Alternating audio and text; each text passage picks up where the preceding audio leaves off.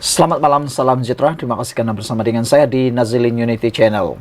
Beberapa hari yang lepas, Menteri KDN, Kementerian Dalam Negeri, Saifuddin Nasution Ismail telah mengatakan bahawa beliau berharap supaya orang yang menggesa supaya kekemat diboikot, supaya tampil membantu menenangkan keadaan, kata Saifuddin. Beliau kata orang yang menggesa boikot itu perlu juga bertanggungjawab atas keadaan yang berlaku sekarang ini supaya dapat meredakan keadaan, kata beliau. Yang dirujuk ialah mungkin merujuk kepada Ketua Pemuda UMNO, iaitu Akmal Saleh. Namun demikian, Akmal Saleh tetap dengan pendirian tegasnya mahu meneruskan boikot tersebut. Tapi kali ini lain pula nada daripada Akmal Saleh. Ini berkaitan dengan serangan Molotov koktail yang kedua yang berlaku di negara kita. Dengan serangan kedua itu melibatkan juga kekemat. Kata Ketua Pemuda UMNO, beliau mengecam serangan Molotov koktail tersebut. Katanya, beliau mengecam perbuatan tersebut. Pemuda UMNO Malaysia hari ini mengecam sekeras-kerasnya tindakan ekstrim pihak tertentu yang melakukan keganasan Molotov koktail di sebuah premis kekemat. Ada netizen mereka kata sudah-sudahlah Akmal Saleh untuk memboikot kekemat, kata mereka. Mereka kata kekemat sudah menerima tindakan yang tegas, sudah dapat pengajaran yang sangat besar sehingga telah didakwa di mahkamah. Mereka kata perlulah Akmal Saleh memperlahankan rentak beliau, kerana perjuangan beliau sudah pun mencapai objektifnya, iaitu pengajaran dan juga telah didakwa di mahkamah. Mereka kata, tariklah handbrake, kata mereka. Apa pula pendapat anda? Namun demikian, kita harus sama-sama menyokong apa yang dikatakan oleh Ketua Pemuda UMNO ini, iaitu sama-sama mengecam serangan Molotov koktail. Ketuanya, Ketua Pemuda UMNO, Dr. Akmal Saleh turut menegaskan siasatan segera perlu dijalankan dan pelaku serangan itu wajar dikenakan hukuman tegas tanpa mengambil kira mereka berada di pihak mana, kata Akmal Saleh lagi. Bagaimanapun pada masa yang sama, Akmal berkata, usaha memboikot rangkaian kedai serba neka itu harus diteruskan. Tapi ada beberapa netizen yang kurang setuju dengan cadangan meneruskan boikot itu. Kata beberapa netizen yang tidak bersetuju dengan usaha Akmal Saleh meneruskan boikot ini, kata mereka kalau boikot ini diteruskan, ada beberapa puluh orang, bahkan mungkin beratus orang, atau mungkin boleh mencapai ribuan orang, orang-orang Melayu Islam yang turut bekerja di kekemat, yang akan kehilangan pekerjaan dan sukar mencari pekerjaan semula, kata mereka. Ada yang mengatakan cukuplah kerana sudah pun dibawa ke muka pengadilan. Tapi tak tahulah apa pula pendapat anda semua. Namun ada juga yang masih menyokong Akmal Saleh. Mereka kata teruskan sehingga semuanya selesai. Itu yang mereka katakan.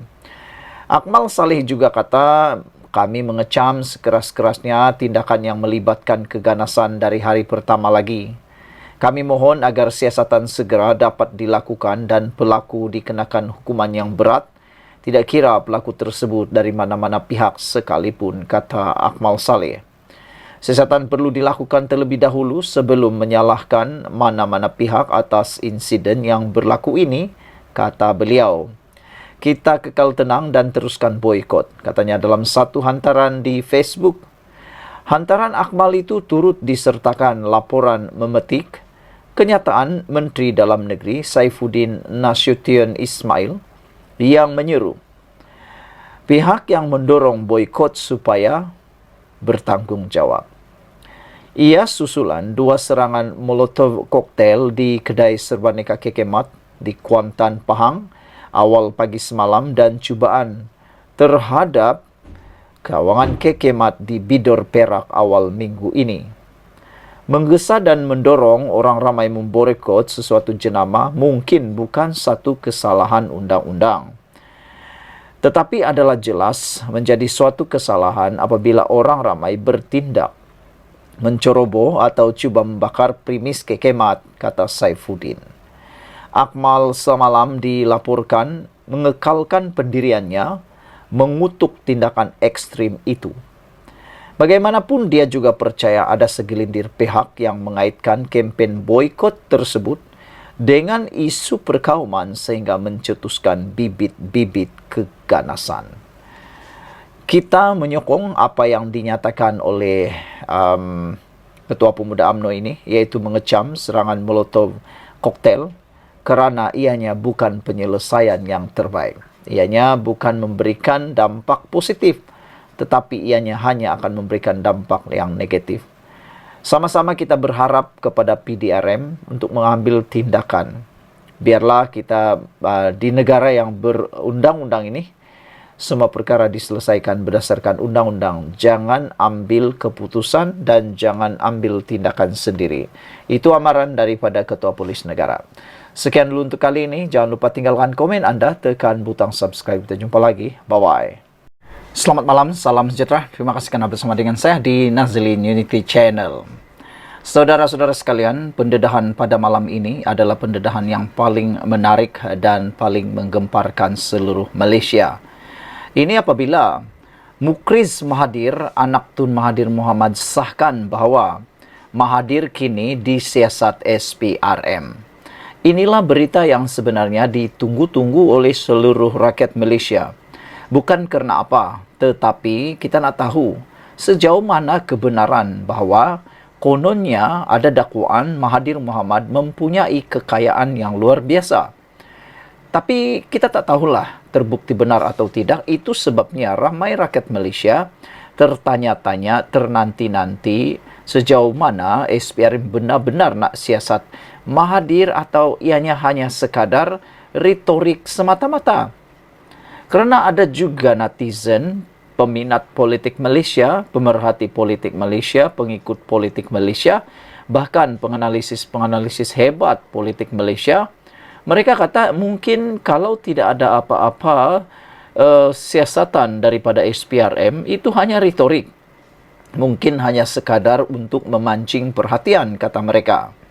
Tapi dengan pengesahan dan pengakuan sendiri oleh anak Tun Mahathir bahawa Mahathir kini disiasat SPRM, maknanya Mahathir kini dalam masalah besar. Kita tak kata Mahathir Mohamad itu bersalah, belum tentu, kerana siasatan itu tidak semestinya dia bersalah. Kalau dia tidak bersalah, tak perlu takutlah. Tapi kalau dia bersalah, memang patut takut. Itu sebabnya netizen ramai yang menulis, mereka kata, semoga Tun Mahathir Mohamad dapat dibuktikan tidak bersalah. Kerana pepatah mengatakan, takut kerana salah, berani kerana betul. Jadi Tun Mahathir dan keluarganya sepatutnya tak perlulah gelabah, tak perlulah meroyan dan tak perlulah marah-marah. Biarlah kebenaran itu ditunjukkan dengan sendirinya. Kerana biasanya kebenaran akan menang juga akhirnya. Namun yang menjadi persoalan kedua ialah, apa sebenarnya yang SPRM mahu tahu, mahu siasat terhadap Tun Mahathir? Adakah hanya kerana kekayaannya atau, ya kita pun tahu SPRM ini, dia menyiasat berkaitan dengan kesalahguna kuasa, penyelewengan, dan paling teruk sekali ialah berkaitan dengan rasuah. Itulah yang kita nak tahu, apa sebenarnya yang mahu dicari bukti oleh SPRM. Kalau sebelum ini kita hanya dengar-dengar daripada orang-orang cerita-cerita kedai kopi, kali ini anak Mahathir sendiri, Mukriz Mahathir, satu-satunya anak Mahathir yang pernah giat aktif dalam politik sehingga menjadi Menteri Besar Kedah. Dialah yang mengaku Mahathir kini disiasat SPRM. Presiden Pejuang Mukris Mahathir hari ini mengesahkan bahawa SPRM, Suruhanjaya Pencegahan Rasuah Malaysia, sedang menyiasat bapaknya, iaitu bekas Perdana Menteri 2 kali, pencipta rekod Malaysia, paling banyak kali menjadi Perdana Menteri dan paling tua menjadi Perdana Menteri daripada 2 parti yang berbeza, daripada kerajaan, akhirnya jadi pembangkang pun jadi Perdana Menteri, tapi akhirnya cipta rekod lagi Perdana Menteri satu-satunya yang bertanding kalah teruk, bahkan tidak mampu mendapat wang deposit. Tun Mahathir Mohamad lah orangnya.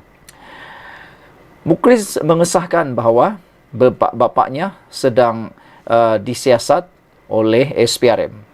Menurut Mukris, agensi anti rasuah itu menghantar notis yang ditandatangani oleh Ketua Pesuruhjaya SPRM Azam Baki kepada abang-abangnya Mokhzani dan Mirzan menyatakan perkara itu. Kata Mukris, saya melihat notis yang ditandatangani sendiri oleh Azam Baki kepada Mirzan dan Mokhzani, katanya dalam video yang dimuat naik di Malay Daily di YouTube. Di awal notis itu menyebut bahawa siasatan dikenakan ke atas Mahathir. Kemudian kedua-dua abang saya ini diarahkan membuat pengisytiharan harta untuk membantu siasatan itu, kata Mukris.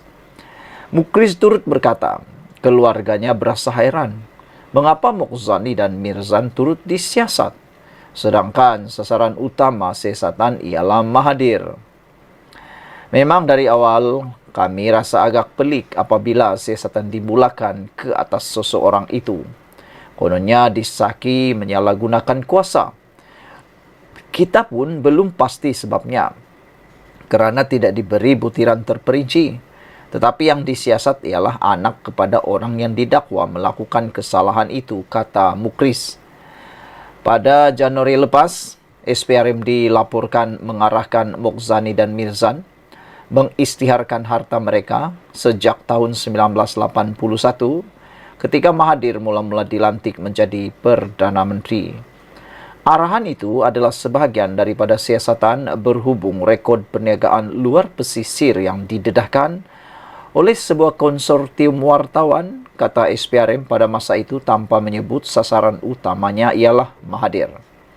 Mokhzani turut mengesahkan kepada Bloomberg dalam satu temu bual yang dilaporkan minggu lepas bahawa bapaknya ialah suspek utama siasatan SPRM. Sekian dulu untuk kali ini. Jangan lupa anda tinggalkan komen anda dan bantu saya tekan butang subscribe, share video ini. Sebelum kita nak berpisah, anda boleh tinggalkan komen anda.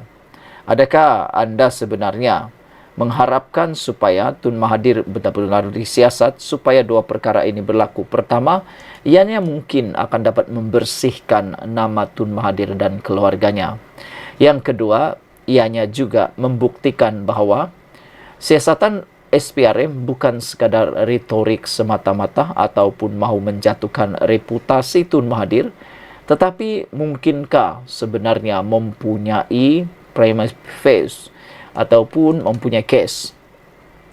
Dan menjadi persoalan kita seperti yang diutarakan oleh Mukris Mahathir, mengapa siasatan mahu ditumpukan kepada Mahathir tetapi anak-anak Tun Mahathir pula yang disiasat?